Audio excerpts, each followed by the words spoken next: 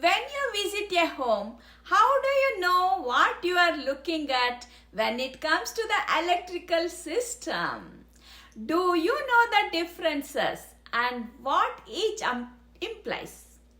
Electricity in modern home is provided via circuit breaker panel. Typical service comes into the home at 240 volt from the street and is then split by an electrician into 110 volt and 220 volt loops. 110 volt for your standard stuff like lighting, coffee pot, TV, etc. and 220 volt for more heavy duty stuff, ovens, air conditioning and dryers. The current throughout the home is typically rated between 100 amps and 200 amps. You can usually tell which by the main shut-off breaker.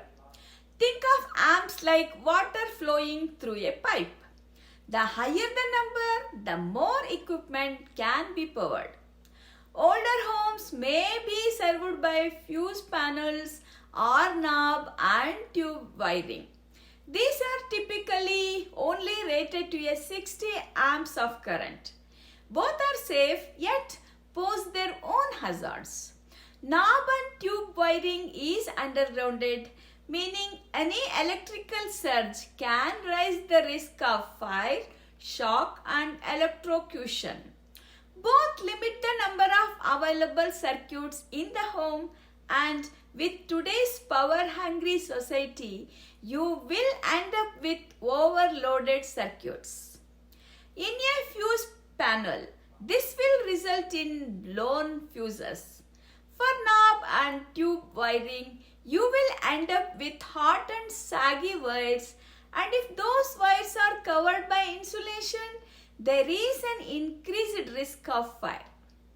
Homes served by the fuse panels or knob and tube wiring will cost more to insure and will very likely reduce the number of insurers willing to provide coverage on the home. This is not a professional advice and I am not an electrician. I just giving the information to you. Feel free to check with your electrician for more information. Once again, this is Suma Sridhar, real estate broker in the Bay Area with tradition of excellence and integrity. I love what I love.